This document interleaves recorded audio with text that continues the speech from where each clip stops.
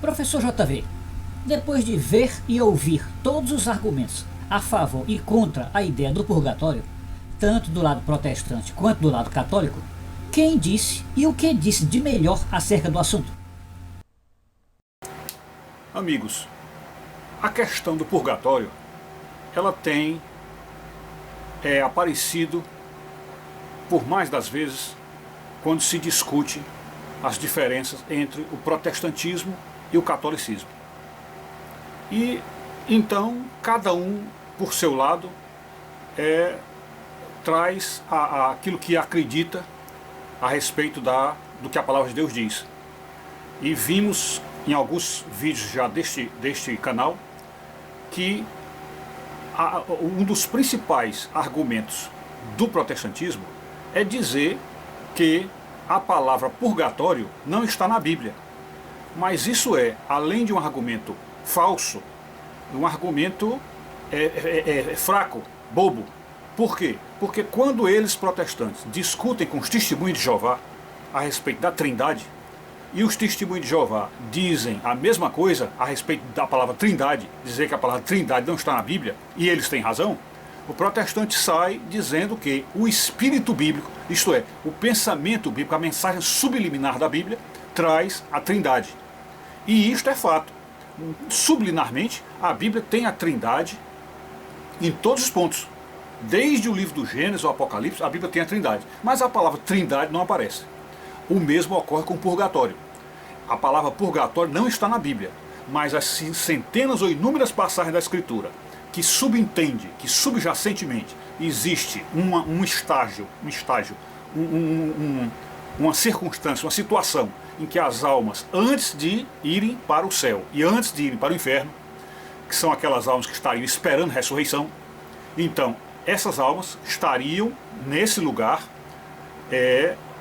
aprimorando-se até, ou seja, lavando a sua alma até poder entrar no paraíso. Pelo menos este é o pensamento da Igreja Católica, que tem mais de 2000 anos de pensar e repensar teológico em cima do tema. Porém, nós, da Escola de Aprofundamento Teológico, que somos levisianos, isto é, católicos levisianos, que acreditamos na interpretação bíblica do professor, mestre irlandês, Dr. C.S. Lewis, temos aqui a missão de nos lembrar da grande diferença que existiu entre o que C.S. Lewis dizia do purgatório e o que o catolicismo dizia. A principal diferença é que C.S. Lewis diz que o livre-arbítrio é eterno. Isto é, que o livre-arbítrio jamais se encerra, nem com a morte, nem mesmo com a queda no inferno. Ou seja, as almas são livres eternamente. E, portanto, as almas que estiverem no inferno estão lá livremente. Estão porque quiseram ir. E as almas que estiverem neste lugar, ou neste estágio intermediário chamado purgatório, também estão lá livremente. Então, para entender isso, como é que essas almas estão livremente ali e não no céu, C.S. Lewis, então, sai com a joia, uma pérola, uma preciosidade de pensamento, quando ele, analisando uma frase, ou analisando um texto, uma história, de um autor chamado, vou já ler o nome dele,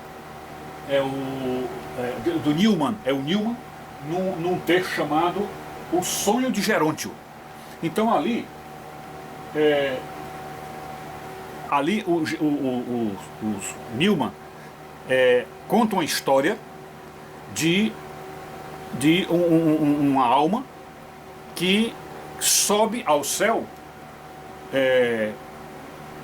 com uma dívida, está faltando alguma coisa. Mas aí Lewis pega aquele texto dele, do Newman, e explica da seguinte forma: se qualquer um de nós que tiver a chance de chegar até a porta da entrada do paraíso e olhar para aquele ambiente santo, aquele ambiente puro, aquele ambiente de total ausência de pecado, e observar que, olhando para si, observa que ainda está andrajoso, ainda está mal cheiroso, ainda está cheio de vícios, e ainda, vamos dizer assim, sujo para estar naquele ambiente, e vendo a imensa santidade de Deus, aquela pode-se dizer assim, até a inocência, a humildade de Deus, todo aquele conjunto de virtudes espirituais em Deus, sentindo-se completamente incapaz de estar à altura do que Deus quer de alguém.